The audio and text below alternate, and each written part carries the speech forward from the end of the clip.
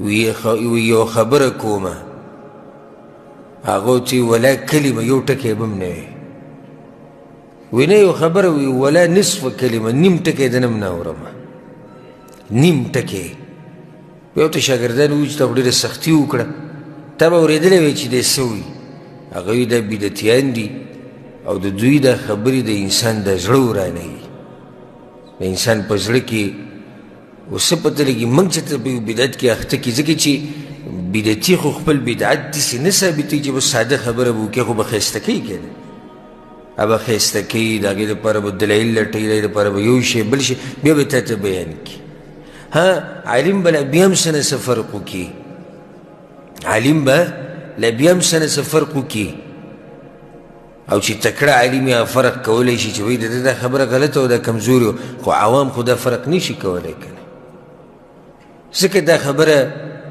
د دې بعضو مولیانو عوامو چې د هر چا نه دین زده کوه او د هر چا سره کښېنه نه دا غلطه ده د هر چا سره چې دین زده کوې او د هر چا سره چې کښېنې نو خو هر څه به دې ګډوډ شي بیا د اهل بدعو نه به علم نه زده کوئ کله ته ته پته ولګي چې دا مولا په دین کې بدعت او خرافات راویستي دي او په دین کې نوي کارونه راویستي دي او په بیان کې هغه څه وایي چې هغه قرآن او حدیث کې نشتي نو بیا به ته د داسې مولا نه دین نه زده کوې ځکه چې ته خو خبر نه ته خو په دې نیت داسې چې دی ماته دین ښیي او هغه ته هغه څه ښیي چې هغه په دین کې نشتي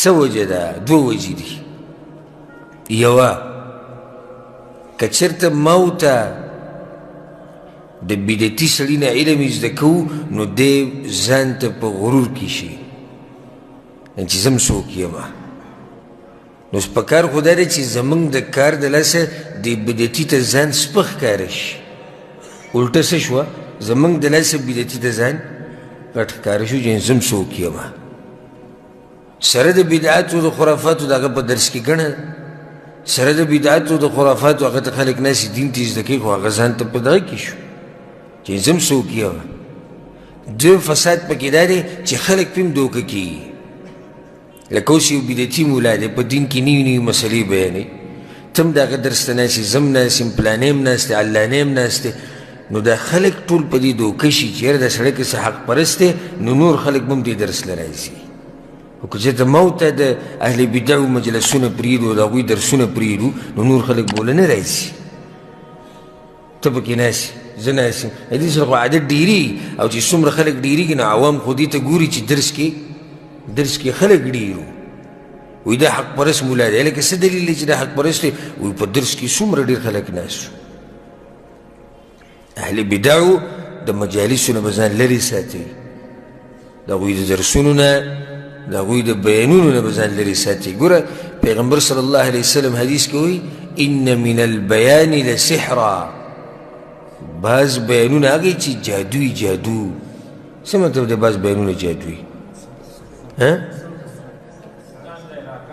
ځان ته انسان راکاږي سترګې به دله بندې کړي کمال دی دا خبرې کول او د خبرو د طریقه ټول خو خبرې نشي کولی که نه بعض خلک داسې خبرې وکړي چې د انسان د ذهن سم وچورلی را وچورلی خو چې کله دی هغه ګړز وخوري که نه وروسته په هوش کې را شوي ته وګوره هغه وي ما ته دا خبره کوله په ټیم ورته ما سوچ ونه کړو ته هغه سوچ ته پرېږدي نه داسې ورته دا خبره تو راته وکړي په دنیوي معاملاتو کې هم ته د یو سړي سره به میلاو شي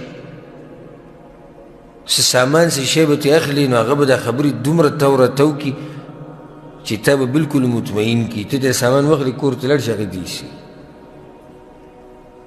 بیا ته خلکو ته ډېر وایي چې دا خو دیسي نه وي تا په ټیم ولې نه کتو په هغه ټیم هغه ستا ذهن داسې تو راته وکړو نو بعض بیانونه پیغمبر صلی الله علیه وسلم وایي هغه جادوي جادو د خلکو نه زړونه راکاږي خپل طرف ته په دې طریقه باندې خبرې وکړي ځکه د بدعتیانو د مجالسو نه به ځان لرې ساتئ څه وخت کې څه ملګري درس ته به نه راتلو ما دې تپوس وکړو ما تاسو درس ته نه راځئ وایي چې دلته یو مولوي صاحب د تفسیر درس کې مونږ هغې ته ناست هغه مولوي صاحب کټاس بدعتي دی نو ما سړی خو بدعتي دی. وایي نه موږ ته بدعت نه زده کوو، موږ ته صحیح خبرې زده کوو. نو اولنی سوال خو دا دی چې ته به بدعت او په صحیح کې فرق کولی شې. دویم ته چې لاړې ملک صاحب مخکې ذکر وکړو، ته چې لاړې هغه ځان ته په غرور کې شو چې زه هم څوک یم. دریم خلک کوم دوکه شو کې ته ورته ناستې، پلانې ناستې، بل ناستې، خلک ویره دې سړي کې څه کمال دی چې دومره خلک یې خواله راځي. نو قیامت ته نږدې کېدو یو علامه څه شوه چې خلک به د بدعتیانو نه علم زده کوي. نن سبا وګوره که نه د مفتي منصب او د امامتۍ منصبونه او د قاضیتوب منصبونه دا اکثر د اهل بدعو سره دي. په بدعاتو او خرافاتو کې واقع خلک چې رب العالمین دې زمونږ حفاظت وکړي او الله سبحانه وتعالی دې موږ د بدعتیانو او د اهل بدعو د مجالسو نه د الله موږ لرې ساتي. د دین بنیادي درې اصول او د هغې دلایل د دې مبارک کتاب شرح د الله په توفیق سره موږ شروع کړې وه او نن باذن الله سبحانه وتعالی په هغې کې پنځم درس یا پنځم بیان دی. په آخرني بیان کې موږ هغه درې خبرې بیان کړې چې شیخ رحمه الله وی د هغې زده کول په هر مسلمان او مسلمانې باندې لازم دي. یو دا خبره وه چې الله موږ پیدا کړي وو، الله موږ له رزق را کړی دی او موږ هسې نه یو پرېښودي، پیغمبر یې رالیږلی دی. چا چې دغه پیغمبر ومنله هغه به جنت ته ځي، چا چې ونه منله هغه به جهنم ته ځي. دویمه دا خبره پکې بیان شوې وه چې الله دا نه خوښوي او نه غواړي چې د هغه سره دې څوک شریک کړی شي، که هغه ډېر نږدې ملایکي او که هغه رالیږلی شوی پیغمبري. درېیمه مسله دا وه چې یو سړی موحد او د پیغمبر په طریقه رواني نو هغه به د الله د دوستانو سره محبت کوي او دوستي به ساتي او د الله د دشمنانو سره به دشمني کوي. بیا شیخ رحمه الله وی چې ملت ته ابراهیم علیه السلام هغه حنیفیت و د حنیفیت وضاحت من کړی او بیا هغه وضاحت داسې وکړو چې ان تعبد الله وحده مخلصا له الدین. او د ابراهیم علیه السلام ملت دا و حنیفیت دې ته وی، حنیفیت دې ته وی چې ته د الله خالص بندګي وکړې، یوازې یوازې د هغه بندګي او په تا کې دنه اخلاصي. او هم د دغې امر وی الله ټولو خلکو ته کړی دی او په هغې باندې دلایل بیان شي او د دغې دپاره الله سبحانه وتعالی دا مخلوق پیدا کړی دی. د هغې نه بعد بیا مؤلف رحمه الله وی واعظم ما امر الله به التوحید وهو افراد الله بالعباده. د ټولو نه لوی امر چې الله سبحانه وتعالی کړی دی د مخلوق ته او د انسانانو او پیریانو ته نو هغه د توحید په باره کې دی. د ټولو نه اهم امر د الله سبحانه وتعالی او د ټولو نه عظیم امر د الله سبحانه وتعالی هغه د توحید په باره کې دی. که څوک درنه تپوس وکړي چې هغه کوم شی دی چې الله د هغې په باره کې لوی امر کړی دی او عظیم امر کړی دی نو هغه توحید دی. واعظم ما امر الله به التوحید. توحید تعریف او د دې وضاحت موږ په ډېرو درسونو کې کړی او توحید چې دی نو دا مصدر دی د وحده. عرب وی وحد الشیء یوحده توحیدا ای جعله واحدا لا ثانیه له. توحید معنی دا ده چې یو شی یو ګڼل یو. نو د الله توحید معنی ده چې الله یوازې ګڼل په بندګۍ کې. او دلته یو اهمه فایده یې د ساتئ په دې توحید کې دننه نفي او اثبات دی. نفي او اثبات لکه څنګه چې کلمه د لا اله الا الله موږ دا خبر بیان کړې ده په نورو درسونو کې چې کلمه د لا اله الا الله دوه ارکان لري، یو نفي او دویم اثبات. نفي او اثبات څه معنی ده؟ موږ وایو لا اله نشتی معبود په حق باندې، دلته تا نفي وکړه یعنی ټول معبودان چې کوم په باطل دي هغه تا ټول ختم کړو، الا الله سوای د الله نه چې هغه برحق معبود دی او د هغه بندګي چې کیږي دا په حق باندې کیږي. نو دوه خبرې اهم دي. یو سړی وایي زه الله منم او د هغه بندګي کوم، دا صرف کافي نه ده ځکه چې ده خو صرف اثبات وکړو، نفي نه ده کړې. دی به لازم وایي یو سړی د هغه وخته پورې نشي مسلمانېدی چې د کفر بالطاغوت نه یې کړی. سورت البقره کې الله دې ته اشاره کړې په درېمه سپاره کې فمن یکفر بالطاغوت. کفر بالطاغوت څه ته وایي؟ انکار کول د هر هغه شي چې د الله نه علاوه بندګي کېږي. نو ته به داسې وایې زه الله منم، زه د الله بندګي کوم او د الله نه علاوه چې د چا بندګي کېږي د هغې نه منکر یمه. هله به ته صحیح موحد او مؤمنې. و داسې خو دا کوم خلک چې مشرکان دي والعیاذ بالله او قبر پرستی او بابا پرستی او پیر پرستی، دوی موږ الله منو، موږ الله منو، وایي موږ د الله بندګي کوو. نو هغوی خو الله مني او د الله بندګي هم کوي. ښه د مکې مشرکانو به هم الله منو، هغوی هم د الله بندګي کوله. مشکل څه و چې انکار یې نه کوو د هغه څه نه چې هغه د الله نه علاوه معبودان ترې جوړ شوي دي او خلک یې بندګي کوي یا هغوی په خپله بندګي کوي، د هغې نه منکر نه دي. نو په توحید کې دوه خبرې اهمې دي. کمې نفي او اثبات. نفي د څه؟ نفي د ټولو هغه معبودانو چې د الله نه علاوه خلکو جوړ کړي دي. اثبات د څه شي؟ بندګي د الله دپاره. او دا دوه خبرې په لا اله الا الله کې دي. ځکه که څوک درنه تپوس وکړي چې د لا اله الا الله څو ارکان دي؟ دوه، نفي او اثبات. لا اله دا نفي شوه، الا الله دا اثبات شو.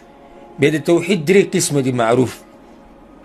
اگر که بعض علمای دوو تم تقسیموي او د دې وضاحت موږ په کتاب التوحید کې کړی. د کتاب التوحید هغه اولني درسونه اورېدل ډېر اهم او ډېر ضروري دي. په هغې کې ما په دې باندې تفصیلي بحث کړی دی. بعض علما وایي توحید المعرفه او توحید الطلب په دوو تقسیمونو یې تقسیموي. او معروف تقسیم هغه دا دی چې توحید په درې قسمه دی. او دا تقسیم دا بدعت نه دی، ځکه چې دا درې اقسام د توحید دا د قرآن او د حدیث نه ثابت دي، د قرآن او د حدیث نه. او دا تقسیم نه شیخ الاسلام ابن تیمیه رحمه الله جوړ کړی لکه څنګه چې بعض بدعتیان وایي، او نه دا شیخ محمد بن عبدالوهاب د ځان نه جوړ کړی، بلکې دا د سلف صالحینو د وخت نه د تقسیم را روان دی. سلف صالحینو د وخت نه واله او د اوسه پورې چې څومره حق پرست علما دي د هغوی په دې باندې اتفاق دی. نو توحید په درې قسمه دی. تاسو ته به یاد دي توحید ربوبیت، توحید الوهیت، توحید اسماء و صفات. دا درې اقسام دي د توحید. او وضاحت یې دې سره مختصر وضاحت به وکړو. توحید ربوبیت دې ته وایي افراد الله فی افعاله، الله یو ګڼل د الله په کارونو کې. الله یو ګڼل د الله په کارونو کې، لکه پیدایش الله کوي، رزق خالص الله ورکوي، مړی الله ژوندي کوي، او ژوند الله ورکوي. تدبیر د دې کائنات نظام چلوونکی هغه څوک دی؟ الله. دا توحید ربوبیت دی. الله خالق کل شی، قرآن کې الله وایي الله خالق دی د هر شي. دې کې اشاره ده توحید ربوبیت ته چې الله په خپلو کارونو کې یوازې دی. هل من خالق غیر الله یرزقکم من السماء والارض؟ الله وایي زمان علاوه بل څوک خالق شته چې تاسو له رزق درکوي؟ نشته. رزق ورکوونکی یوازې الله دی. نظام چلوونکی د دې دنیا هغه الله دی. په دې کې رد دی په هغه صوفیانو باندې وایي جی ابدال دي او اقطاب دي او پلاني له الله د پلاني کار نظام ورکړی دی او پلاني له الله د پلاني کار نظام ورکړی. نه، نظام ټول د الله په لاس کې دی. ټول نظام د الله په لاس کې دی. مخلوق سره د هغې نه ذره برابر څه شی نشته، ذره برابر. او د ټولو نه اوچت مخلوق هغه پیغمبر محمد صلی الله علیه وسلم دی. د هغه په لاس کې هم څه نشته په دې نظام کې. نظام ټول د الله دی. توحید الوهیت څه ته وایي؟ او دې ته توحید عبادت هم ویلی کېږي. توحید العباده افراد الله بافعال العباد التي شرعها لهم. الله یوازې ګڼل د بندګانو په هغه کارونو کې چې الله ورته د هغې ویلي دي. لکه عبادت، بندګان څه کوي؟ خو عبادت کوي که نه؟ نو په دې عبادت کې الله یوازې ګڼل، د عبادت صرف د الله دپاره کول. او دې ته توحید القصد والطلب هم ویلی کېږي. لکه سجده دا به صرف الله ته لګي، انابت دا به الله ته کېږي، عجزي د الله دپاره، یره د الله نه، امید د الله نه. یا ایها الناس اعبدوا ربکم، ای انسانانو بندګي وکړئ د خپل رب. دې کې اشاره د توحید الوهیت ته. دریم توحید دی توحید الاسماء والصفات افراد الله بما سمى به نفسه او وصف به نفسه في كتابه او على لسان رسول الله صلى الله عليه وسلم، وذلك بإثبات ما أثبته ونفي ما نفاه من غير تكييف ولا تمثيل ولا تعطيل. د الله دپاره هغه نومونه ثابتول او هغه صفات ثابتول کم چې الله د ځان دپاره ثابت کړي دي یا په قرآن کې یا د پیغمبر په ژبه باندې، او د الله نه هغه څه نفي کول چې الله د ځان نه نفي کړي دي یا په قرآن کې او یا د پیغمبر صلی الله علیه وسلم په ژبه.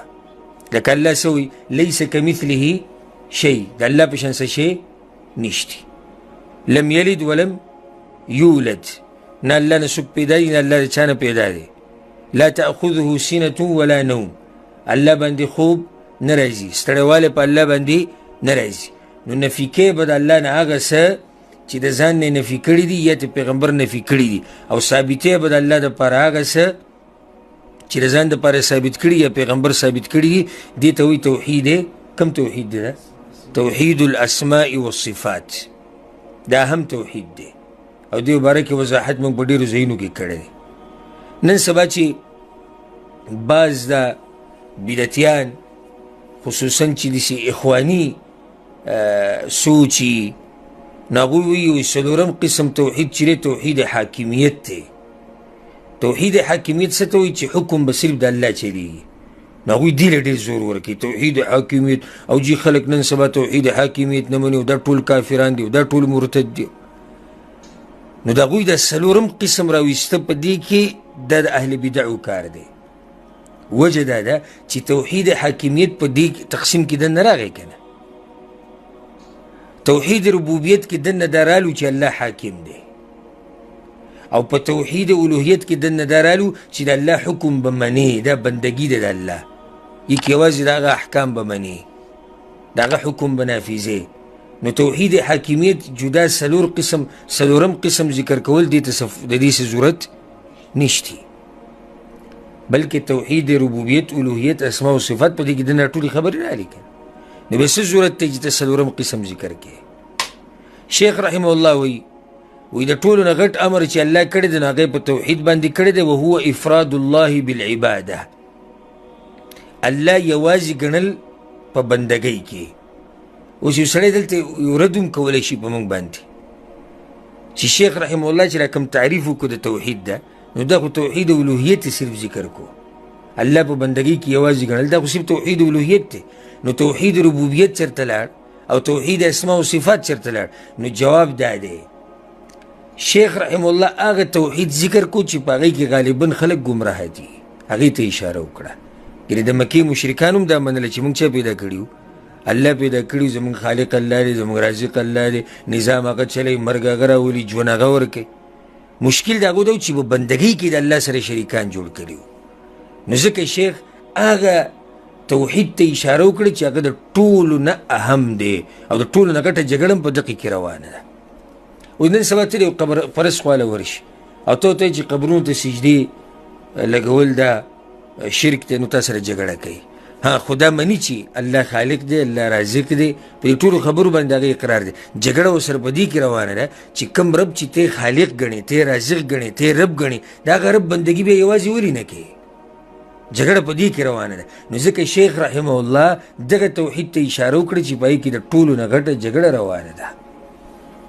نو که څوک دنه تپوس وکړي چې هغه څه شی دی چې الله پې ډېر تاکید سره امر کړی دی، توحید دی. قرآن راوچت کو ځای په ځای وګوره، الله ناشنا طریقو سره امر کړی، کله په یو طریقه کله په بله طریقه. واعبدوا الله، او بندګي وکړئ د الله. صرف په دې باندې اکتفا نه ده کړې. سورة النساء کې الله ولا تشرکو به شیئا، او څه شی به ورسره نه شریک کوئ. ګورئ بیا د هغې نه بعد نورې مسلې بیان کړي، وبالوالدین احسانا وبذي القربى واليتامى والمساکین والجار ذي القربى والجار الجنب والصاحب بالجنب وابن السبيل وما ملكت ايمانكم. وجه دا ده هر دینی کار تا نه اله قبلیږي چې تا کې توحید وي. نو د ټولو نه اوله کې څه شی دی؟ توحید دی. اول الله څه وي؟ وي صرف په زما بندګي کې زما سره به څه شی نه شریک کې. بیا تا ته وایي اوس راشه مور پلار سره ښه کوه، د ګاونډي په تا باندې حق دی، د غریب په تا باندې حق دی، د مسکین په تا باندې حق دی، د مسافر په تا باندې حق دی. یو سړی د مور پلار حق هم ادا کوي، د مسکینانو حق هم ټولو ادا کوي، توحید پکې نشته. څه فایده ورکوي؟ هېڅ فایده نه ورکوي. نو الله وایي ولا تشرکو به شیئا، د الله سره به څه شی به د الله سره نه شریک کوي. قل یا اهل الکتاب تعالوا إلى كلمة سواء بيننا وبينكم ألا نعبد إلا الله ولا نشرك به شيئا. الله اهل کتابو تم دې دعوت ورکړی وي راشئ که دا خبره زموږ او ستاسو مبارک یو شان ده چې بندګي به نه کوو مګر د یو الله. نو په دې باندې الله ټول انسانیت ته امر کړی دی، ټولو پیریانو ته پې امر کړی په توحید باندې. نو ځکه زه تاسو ته دا ویم چې د ټولو نه لوی امر چې الله کړی دی هغه په توحید باندې کړی دی. نو بیا پکار ده چې انسان شروع د عقیدې نه وکړي، د ټولو نه مخکې عقیده و عقیده. ځکه بعض کسان زما باره کې دا وایي چې دی د توحید د مسلې له ډېر زور ورکوي او د عقیدې د کتابونو له او ته پلانی کتاب بیان کوي او ته پلانی. زه دا وایم چې د بنیاد برابر شي نور به بیا برابر شي، خو چې بنیاد خو برابر شي که یو سړی دی مړ شو او عقیدې د توحید و کوتاهیانې پکې وي، دعا خو له غوښتی شو که نه چې الله دې وبخ. یو سړي کې نورې کوتاهیانې نه وي، ښه دینداري پکې وه، سوای د توحید نه توحید پکې نه و، مړ شو، د دې لپاره ته بخانه هم نشي غوښتی. نو چې د ټولو نه سخت امر الله په توحید باندې کړی دی، بیا پکار دی چې موږ شروع د څه نه وکړو؟ موږ د توحید نه وکړو، د عقیدې نه وکړو. بیا شیخ رحمه الله وایي واعظم ما نهى عنه الشرک. که څوک دنه دویم سوال وکړي، اولنی سوال خو دا وکنه چې د ټولو نه سخت امر الله په څه کړی دی، هغې جواب څه دی؟ توحید. او د هغه څه شی دی چې الله ترې ډېره په سختۍ سره منع کړې ده نو هغه څه دی؟ شرک دی. واعظم ما نهى عنه الشرك، الله ډېر په سختۍ سره ترې منع کړی دی. ځکه الله پیغمبر ته په قرآن کې دا وایي قل تعالوا اتلوا ما حرم ربكم علیکم. ای پیغمبر ووایه دې خلکو ته چې راشي واورئ هغه څه چې الله په تاسو حرام کړي دي، واورئ. د ټولو نه ولې پکې ذکر کړی دی؟ الله تشرکو به شیئا، د الله سره به څه شی نه شریک کړي، څه شی شیئا یې ویلی، هس شیئا. دا بعض وی تاسو موږ د مکې د مشرکانو په شان کوئ، د مکې مشرکانو خو به د بوتانو بندګي کوله، موږ خو د بوتانو بندګي نه کوو، موږ خو قبر ته پراته یو، موږ خو نیکانو خلکو ته چغې وو، موږ خو پیغمبرانو ته چغې وو. موږ وایو الله وایي شیئا څه شی، او په څه شي کې ټول مخلوق دننه راغی. د الله نه علاوه چې څوک دي د ټول په دې کې دننه راغی، نو د الله سره به څه شی نه شریک کړي. په قسمه قسم طریقو سره ګوره الله د شرک نه منع کړي. یو ځکه الله خپل پیغمبر ته وایي، ګوره پیغمبر ته الله وایي لا تجعل مع الله الها آخر فتقعد مذموما مخذولا. وبل ځکه ته الله وایي ولا تجعل مع الله الها آخر فتلقى في جهنم ملوما مدحورا. پیغمبره د الله سره ګوره بل معبود ونه ګرځئ، ګوره یعنې جهنم ته به غذار کړی شي. پیغمبر چې د شرک کوي نه کوي، خو دې کې اصل کې موږ ته نصیحت دی چې ولې چېرته د الله سره شرک ونه کړي. الله ډېر په سختۍ سره د شرک نه منع کړې ده. ځکه په حدیث کې دا راځي، متفق علیه حدیث ته په صحیح بخاري صحیح مسلم کې دی. پیغمبر صلی الله علیه وسلم نه تپوس شو ای الذنب اعظم، په ګناهونو کې لویه ګناه یا رسول الله کومه ده؟ پیغمبر صلی الله علیه وسلم ورته وایي ان تجعل لله ندا وهو خلقک. د ټولو نه لویه ګناه په ګناهونو کې دا ده چې ته د الله سره یو بل معبود شریک کړې او حال دا چې الله ته پیدا کړی. دا په ګناهونو کې لویه ګناه ده، ډېر په سختۍ سره الله د دې نه منع کړې ده او پیغمبر صلی الله علیه وسلم ته منع کړې. بلکې پیغمبر صلی الله علیه وسلم په حدیث کې اووه شیونه ذکر کړي دي، وایي اجتنبوا السبع الموبقات. دا حدیث متفق علیه حدیث ته په صحیح بخاري صحیح مسلم کې. د هغه اووه خبرو نه ځان ساتئ چې انسان تباه کوي، هلاک کوي، د ملا تیر وله ماتوي. وی رسول الله، صحابه کرام وی رسول الله وما هن، دا اووه خبرې کومې دي؟ د ټولو نه ولې پکې ذکر کو الشرک بالله، د الله سره شرک کول. ته انسان تباه کوي، په نمونو یې تباه کوي، بخښنه ورته نه کېږي. سورة النساء کې الله څه وایي؟ آیت نمبر دی 88 نمبر ان الله لا یغفر ان یشرک به ویغفر ما دون ذلك لمن یشاء. الله شرک چاته نه بخي. ګوره الله دا نه بخي چې د هغه سره په باچایي کې دې څوک شریک کړی شي، نورو ته هره خبره معاف کوي. ویغفر ما دون ذلك لمن یشاء. د دې نه علاوه چې څه ګناهونه دي الله چې چاته وبخي، چاته وغواړي ویې بخي، خو ګوره شرک الله چاته نه بخي. ځکه چې څوک په شرک باندې مړ شي نو الله وایي بخانه به ورله نه غواړي، ځکه چې الله یې نه بخي، الله یې نه بخي. که ډېر ښه کارونه یې کړي او که ډېر هر څه یې کړي. الله په قرآن کې بل ذکر کوي په سورة المائده کې دې ته غوږ کېږدي انه من یشرک بالله، چا چې د الله سره څه شی شریک کو که نه، فقد حرم الله عليه الجنة ومأواه النار. الله په دې سړي باندې جنت حرام کو او زی جهنم شو. جنت په حرام دی. حرام په معنی پوهیږي کنه چرته ورته نشي تللی. مشرک سړی به والعیاذ بالله چرته جنت ته نشي. د همیشه دپاره ځای څه دی؟ هغه جهنم دی. نو ځکه بیا دا فایده یاد ساتئ. نه سبا بس خلک دې له زور ورکوي لګي په بیانونو کې سود مه کوئ، زنا مه کوئ، دروغ مه وایئ، دوکې مه ورکوئ. دا منم د ټول ګناهونه دي او د دې نه منع کول پکار دي. خو د ټولو نه بنیادي خبره د هغې نه اول خلک منع کړه او هغه څه دی؟ شرک دی. د ټول نه اول راپاسه خلک د دغه شي نه منع کړه چې الله ته ډېر په سختۍ سره منع کړې ده. شیخ رحمه الله وی د الله چې په ډېرې سختۍ سره د شي نه منع کړې ده نو هغه شرک دی. وهو دعوة غیره معه. او شرک وی څه ته وی؟ د الله سره بل څوک رابلل. والدليل قوله تعالى او دلیل دا دی واعبدوا الله ولا تشركوا به شيئا. سناشنا دلیل پی ذکر کو وی الله ګور امر کړی دی واعبدوا الله بندگی صرف د الله وکړئ ولا تشركوا به شيئا او د الله سره بس شی نه شریک کړئ. د هغه دواړه مسلو باندې دلیل راغلی. د ټولو نه لوی امر چې الله کړی دی ډېر په تاکید سره هغه توحید دی. واعبدوا الله په ډېره سختۍ سره چې منع کړې ده د هغې د شرک نه منع کړې ده. ولا تشركوا به شیئا په یو دلیل کې په یو آیت کې دواړه دلیلونه دي او دا حق دی د الله په موږ باندې. ځکه حدیث مشهور حدیث دی مسوس پیري ویلم د دې ملګرو ته تاسو به اورېدلی مې زمانه متفق علیه حدیث دی په صحیح بخاري صحیح مسلم کې. معاذ بن جبل رضی الله عنه وی كنت ردیف النبي صلی الله علیه وسلم على حمار. زه د پیغمبر صلی الله علیه وسلم سره په خر باندې شاته ناست وم. وی ما ته وی چې یا معاذ ای معاذه وی ما ورته چې لبیک وسعدیک یا رسول الله زه حاضر یم. درې پیرې ورته پیغمبر صلی الله علیه وسلم دقه شان وی بیا به ترې غلی شو. په درېیم پیر کې ورته وی هل تدري ما حق الله على العباد. معاذ ته دا پته شتي چې د الله څه حق دی په بندګانو باندې؟ وی ما ورته چې الله ورسوله علم الله د الله رسول ته پته ده. ورته وی حق الله على العباد ان يعبدوه ولا يشركوا به شيئا. د الله حق په بندګانو دا دی چې صرف په بندګي د دقه یو رب کوي او د هغه سره به څه شی نه شریک کوي. وی بیا څه وخته پورې سفر کو وی بیا لږ سر بعد ما ته وی چې یا معاذ یا معاذ وی ما ورته چې لبیک وسعدیک یا رسول الله حاضر یم یا رسول الله. وی ما ته وی چې هل تدري ما حق العباد على الله اذا فعلوا ذلك. ته ته دا پته شتي چې کله بندګان صرف د الله بندګي وکړي او د هغه سره څه شی شریک نه کړي نو بیا د دوی په الله باندې څه حق ته معلومه ده؟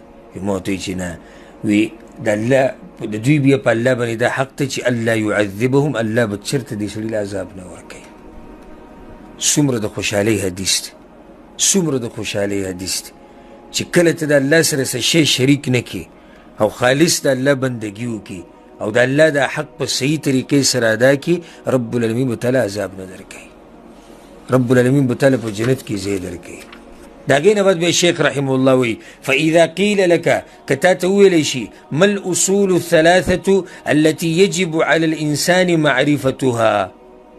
هغه درې کم اصول دي چې په انسان باندې لازم دي چې وی پیژني. اوس د کتاب هغه موضوع راغی. اصل موضوع د کتاب و شروع شو. د کتاب نوم څه دی؟ ثلاثة الاصول کنه درې اصول. اوس دلته تا ته شیخ وی که تا نه څوک تپوس وکړي چې هغه درې اصول کم یو دي د دین او ما تاسو ته د اصول تعریف کړی چې اصول اصل څه ته وایي؟ بنیاد ته وایي. په عربۍ کې وایي که ما یبنى علیه غیره چې بل شی پې له پاسه جوړېږي بنیاد. هغه درې بنیادي خبرې کمې یوې دي چې په انسان باندې لازم دي د هغې پېژنده. نو یې ته ووایه چې معرفة العبد ربه ودینه ونبیه محمدا صلی الله علیه وسلم. خپل رب پېژنده پیغمبر پېژنده او دین پېژنده. هم دې درېو په باره کې قبر کې به تپوس کېږي. اوس به تفصیل په دې باندې کوي. اوس د کتاب هغه مغز شروع شو. مغز پېژنې که نه؟ مغز څه معنی ده؟ بنیادي خبره شروع شوه. هغه درې اصول اوس دې ځینې سټارټ شو. اوس تا ته وایي فاذا قیل لك من ربک. که تا ته وویلی شي چې رب دې څوک دی یعنې ته د چا بندګي کې رب په معنی دلته د معبود دی چې ته د چا بندګي کې نو ته به ورته وې او دا سوال به تا نه لازم کېږي په دنیا کې خو دنه کېدی شي یو سړی تا نه تپوس وکړي ستا رب څوک دی ته د چا بندګي کې یو غیر مسلم تا نه تپوس وکړي او قبر کې خو به دنه کېږي دا کتاب چې دې زده کړو که او په دې دې عمل وکړو نو د الله په توفیق سره د قبر د دې 3 سوالونو جواب به ورکړې نو په قبر کې مولنی سوال دا دی من ربک ستا رب څوک دی دا شیخ دومره مهین دی په دې مؤمنانو باندې پوه کوي په هغه مسله باندې چې په قبر کې ورته اساني پیدا شي چې الله یې وبخي او الله پرې رحم وکړي نو که څوک دنه تپوس وکړي ای مسلمانه من ربک ستا رب څوک دی رب په معنی دلته څه دی معبود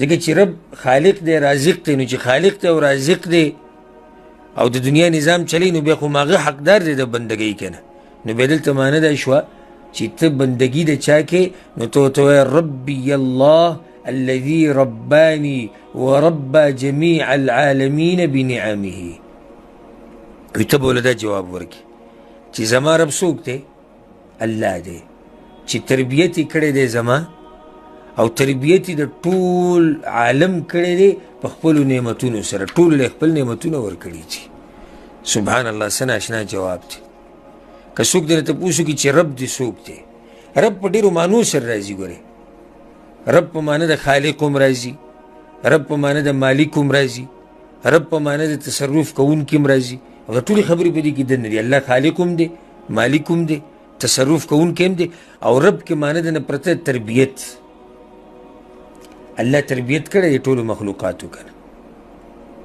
سبحانه وتعالی د ټولو مخلوقاتو تربیت الله کړی دی په خپلو نعمتونو سره بلکې د کم ځای نه پې شروع کړې ده د مور د خېټې نه هغه حدیث ما تاسو ته بل ورځ بیان کړو په صحیح بخاري صحیح مسلم کې حدیث دی کوم حدیث دی هغه د مور په خېټه کې څه کېږي چې کله پکې ساه اچولی کېږي نو کمې کمې خبرې لیکلی کېږي د هغه رزق لیکلی کېږي د هغه عمل لیکلی کېږي او د هغه نیټه لیکلی کېږي او دی بدبخته دی که خوشبخته دی ټول ولیکلی شي دغه رب دی زمونږه په ځمکه باندې چې څومره امتونه دي او څومره مخلوقات دي که په وچه کې دي او که په لمده دي که پټ دي او که ښکاره دي په دې ټولو باندې د الله نعمتونه دي سبحانه وتعالی دومره عظیم رب دی زمونږ امن هذا الذي يرزقكم إن أمسك رزقه بل لجوا في عتو ونفور الله إذا كم رب چې تاسو د رزق درکې که د رزق بن کې څوک بل رزق درکې هېڅوک د رزق نشي درکولی وما من دابة في الأرض إلا على الله رزقها په ځمکه باندې چې څومره زنده سري ګرځي څومره زنده سري د ټول رزق الله په ما باندې دی دا دی زمونږ رب څوک دنه سوال وکړي رب دې څوک دی وایي دا دی زمونږ رب تربیت یې کړی بیا د الله د طرف نه تربیت په 2 قسمه دی دا فایده یاد ساتئ یو عام تربیت دی او یو خاص تربیت دی عام تربیت الله د ټولو مخلوقاتو کړی دی د کافرانو تربیت هم الله کړی دی د ژوند د تېرولو طریقه هغه ته چا ښوولې ده الله ورته ښوولې ده د ځناورو ته د څاروو ته دا روغ بدنونه چې ورکړي ټولو خلکو له د ټولو خلکو له خوراک ورکوي رزق ورکوي وان تعدوا نعمة الله لا تحصوها که تاسو د الله نعمتونه شمارئ نشئ ختمولی نو د الله د نعمتونه په ټولو مخلوقاتو باندې دا عام تربیت دی او دویم دی خاص تربیت الله د خپلو ملګرو کوي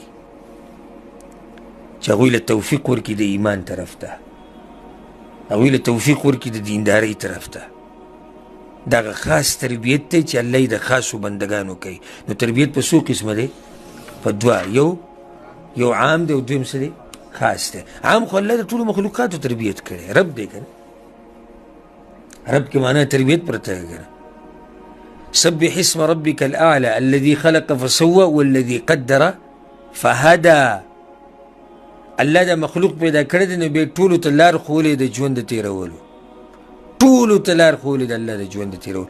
میږي ته دا طریقه چا ښوولې ده؟ څاروي ته چا ښوولې ده؟ کوترې ته چا ښوولې ده؟ انسان ته چا ښوولې ده؟ زناور ته چا ښوولې؟ پیریانو ته چا ښوولې؟ ټولو ته الله ښوولې. بیا شیخ وایي وهو معبودي لیس لی معبود سواه. بیا به ورته داسې ووایې الله اکبر، هغه رب زما معبود دی. معبود څه ته وایي؟ چې بندګي کومه، او د الله نه علاوه زما بل معبود نشتی. دا جواب به ورکړي. و دې کې فرق راغی په موږ او په مشرکانو کې.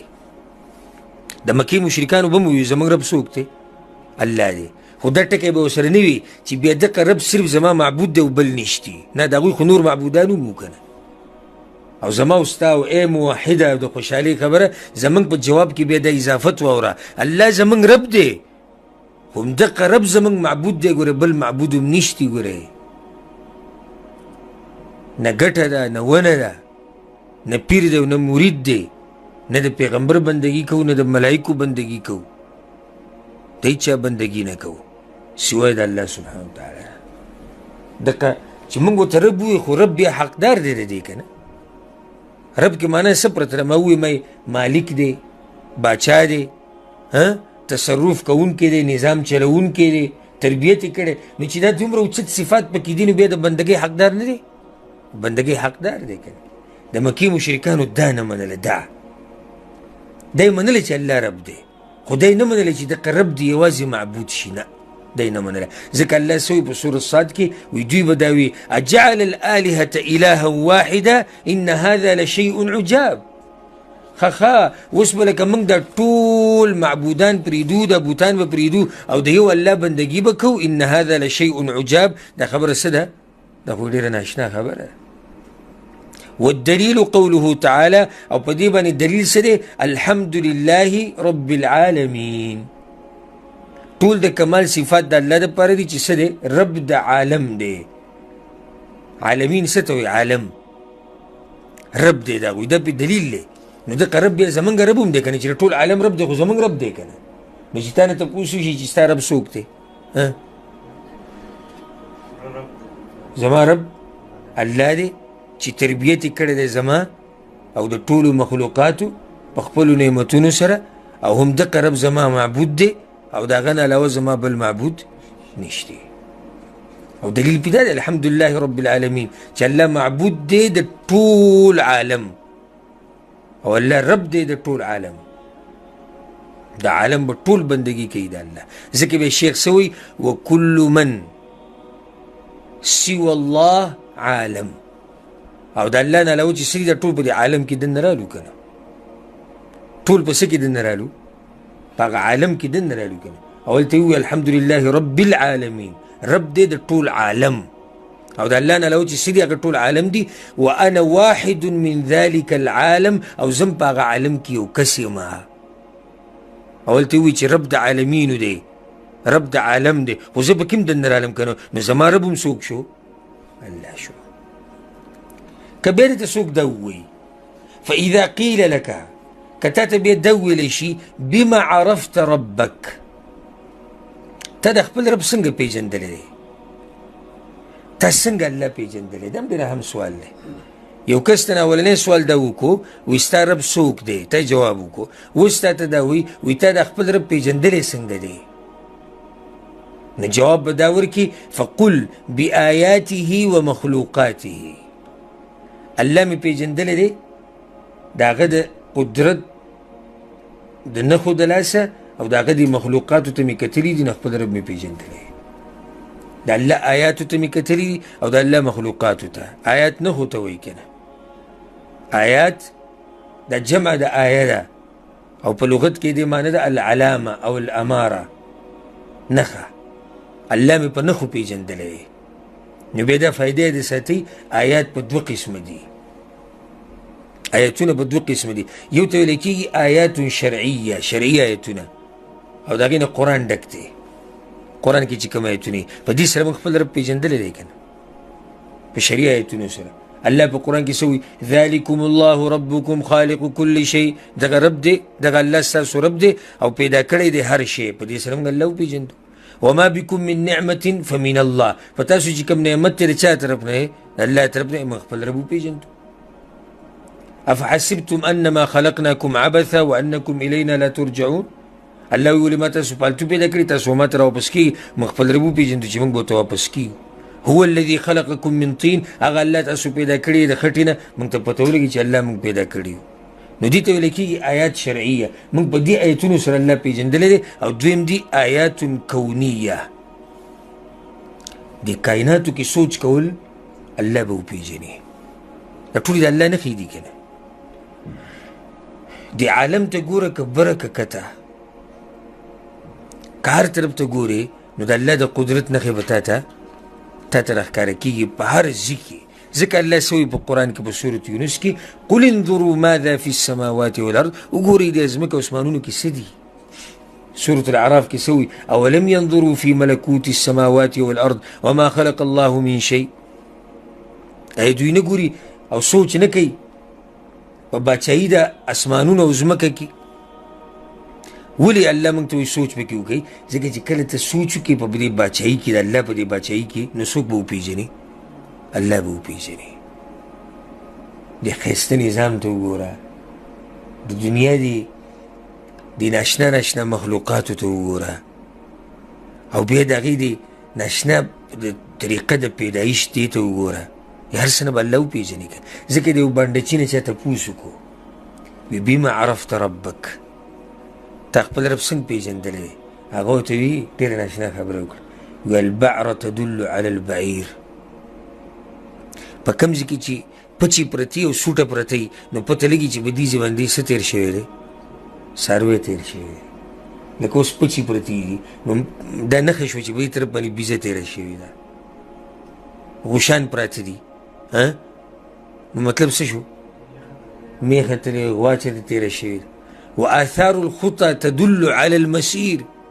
او کله چې ته روان یې او په ځمکه باندې د خپو چاپونه وینې، د دلیل دی په څه باندې؟ چې څوک انسان تېر شوی دی.